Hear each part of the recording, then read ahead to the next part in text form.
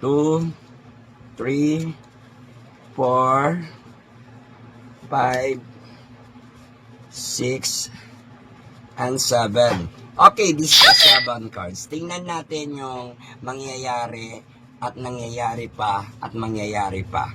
No? Nangyari, haharapin, at mangyayari pa. No? Hinaharap, kasalukuyang hinaharap at haharapin at nakalipas. Alright. And care kay BP Sara Duterte, lalo-lalo na ang mga OFW at mamamayang mga Pilipino. At marami rin talagang supporter si BP Sara Duterte, no? Kaya super love and care yung mga maraming nangliligaw din sa kanya. Ibig sabihin, hindi yung mga liligaw na for the love. Maraming nag-ano sa kanya. Basta ganun, uri ng isang panliligaw or tinatawag na lumalapit sa kanya. Alright? This is the card. Okay. Actually, meron siyang mga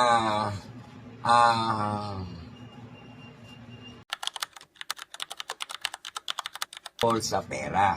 Pero ito yung magiging dahilan kung what kind of money involved doon sa kanyang haraping problema. Siguro, yan na rin talaga yung tinatawag natin na confidential funds. That this is the confidential.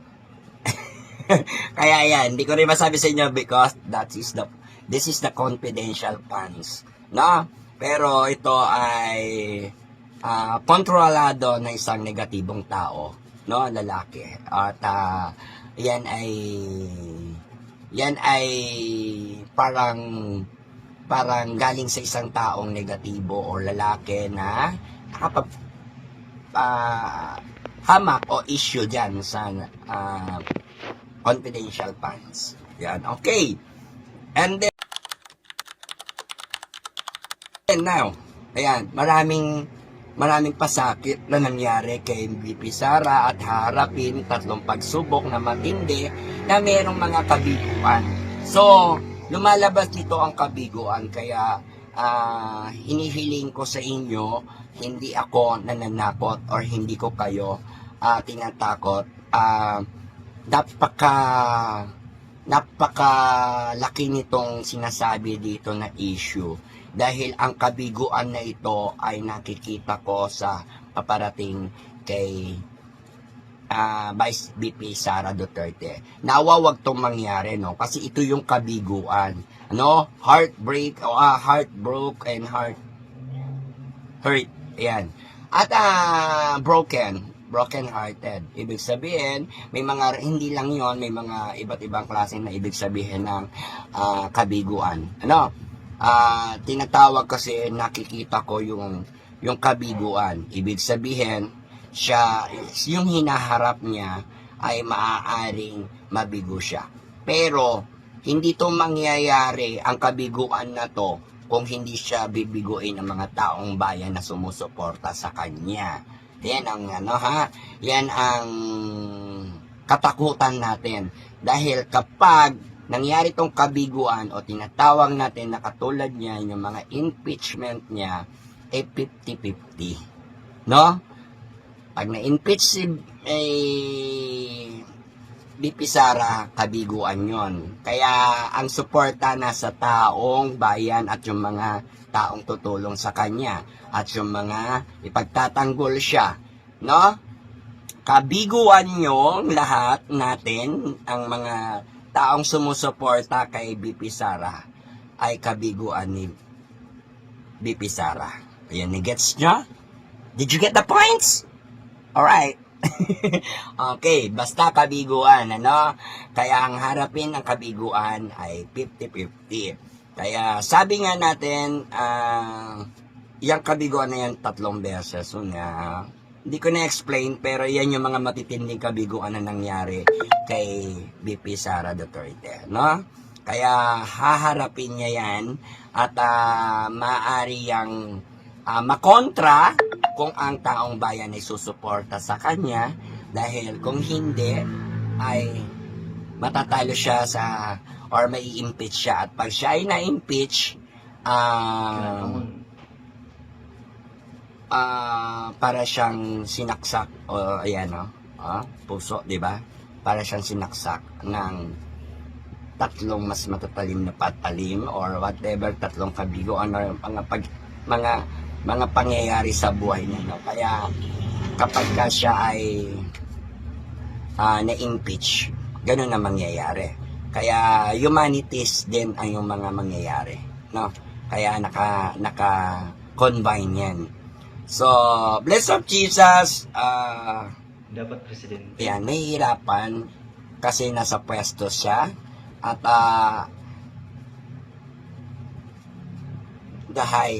pero may potential siya kapag hindi siya na-impeach. Tandaan natin lahat ang mga mamayang Pilipino, ng mga supporters ng Duterte, ng BP Sara Duterte, tandaan nyo, kapag hindi na-impeach si BP Sara, tataas yung kanyang katungkulan o tinatawag na pwesto or tinatawag natin bless of Jesus, and then haharapin niya yung mga iaatang sa kanya lahat, at haharapin niya yung mga nakaatang sa kanyang katungkulan o kaukulang serbisyo sa ating mga Pilipino o mamamayang Pilipino at kagandahan ng buong bansa, ng bansang Pilipinas.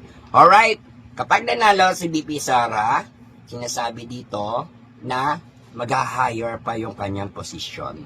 Alright, kaya huwag natin hayaang mangyari to. Alright, dahil ito ay maganda. So,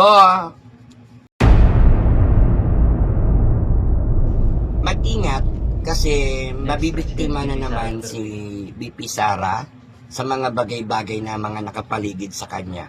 I don't know kung anong ibig sabihin nito, kind of victim. Ang daming pwedeng nakaabang na mangyari at mangyayari kay BP Sara Duterte. Sabi dito, ayan, hindi siya makagalaw, hindi siya makakita, so napapalibutan siya ng mga alagad ng batas. Mean to say, merong mga nakapaligid sa ground niya na mga hindi magaganda or negatibong tao.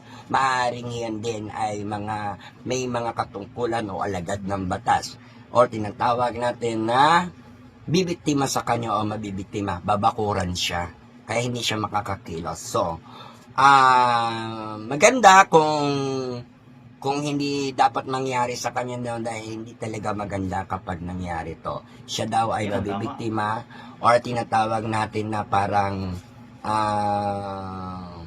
may mangyayaring hindi maganda kay BP Sara Duterte. Kaya President BP Sara Duterte, mag-ingat po kayo palagi sa mga hinaharap niyong pagsubok. Subalit ito'y pagsubok lamang, no? Pero nakasalalay ang buhay niyo kasi nakakatakot to, kasi ito biktima. Hindi ko alam kung anong klase ito, ba't hindi makikita nyo, so blind, wala na siya nakikita, hindi siya makakilos, so napapalibutan siya ng mga negative ground o alagad ng batas. I don't know, ha? Pero ito sinasabi ng tarot card. Huwag niyo po akong husgahan dahil hindi ko po ito ginagawang kwento o gumagawa lamang ako ng kwento. Kayo po ang nakakakita, makikita nyo, nakabase lang tayo sa tarot card, at ito ay sinasabi ng tarot card sa inyo o mensahe para makita nyo yung sign. Kasi ako po ang nakakakita ng sign, kaya isi-share ko sa inyo at ipapakita ko kung ano ang sabi ng tarot card sa mga nangyayari, mangyayari at magaganap pa. Ano, sa kasalukuyan. Ano, nakaraan, kasalukuyan at haharapin pa. So, ito po, ayan malinaw na dapat mag-ingat talaga mag-ingat si BP Sara Duterte dahil baka isa kang maging biktima. Yan lang po, and maraming salamat. Ayan. It's a hard work. Ano, nakikita rito ang pagiging hard work. ni BP Sara Duterte. Ang dami niyang itinanim, ngunit hindi niya alam na hindi pala for goods lahat yun. Okay? Ang dami niyang tinanim, ngunit hard work siya. Ang dami niyang itinanim, hindi niya alam kung maaani niya yan. Lahat na for goods kasi iba, damage control. At ang iba dyan, hindi maganda. No, hindi maganda. Ibig sabihin, yung mga dati niyang itinanim na akala niya mamumunga ng marami o magiging maganda ang bunga, hindi nangyari. Dahil kukonti lang yun, parang nagiging matapat na puno na para magbigay bunga sa kanya. O tinatawag na maliktan na o utang na loob. Kaya mag-ingat din sa lahat. Huwag po basta-basta magtanim ng maraming tinatanim. Ma'am BP Sara, sapagkat hindi nyo nga talaga alam kung mape-fertilize lahat yan. Hindi nyo alam kung kayo ay makakaani ng kabutihan lahat yan. Kaya super hard work at congratulations sa mga challenge mo na nalalampasan at malalampasan pa at lalo pang lalampasan mo. Tubalit dito, mag-ingat ka dahil sa dami ng itinanim mo ay hindi mo lahat na ani o tinatawag natin na akalain mo na makakatulong sa iyo, hindi pala o sa inyo. Okay, o sa mamamayang Pilipino, dahil dito is parang isang farm na kaya ang daming umaasa ka rin para makatulong ka sa iba. Ngunit ang hard work mo ay medyo hirap. Like for example din yung mga kind of agriculture at saka yung mga education. Ayan. Thank you. Okay, much need. Kailangan na mag-budget din kasi ni BP Sara Duterte dahil sinasabi rito, kailangan mo maging isang magician. Si BP Sara ay isang magician ngayon na kailangan yung patunayan. Lahat ng mga gusto niyang patunayan. Actually, napakabuti niyang isang magician. Para siyang nagpapasaya ng lahat ng mga tao o ng mga taong gusto niyang tulungan. Nagpapasaya siya sa iba. Ngunit ang kalungkutan ay nasa kabila ng kanyang pagkatao. Lahat ng yan, napaka-sincerely. Ibig sabihin, pinatutunayan nito ni BP Sara na ang kanyang mga ginagawa ay para sa ikatutuwa o ipagmamalaki or pagkilala din sa kanya ng mga tao o ng mamamayang Pilipino. No? Dahil ang pagiging magician niya ay tinatawag na nakakapagbigay ng mabuti or nakakapagpasaya ng iba, ngunit deep inside sa kanya ay mali ang kanyang nararamdaman. Para siyang nag-iisa nag-iisa sa lahat ng laban. Nakakapagpasaya, ngunit malungkot siya sa kabila ng kanyang after magpakita siya ng mga pagpapasaya o makakatulong sa kapwa tao.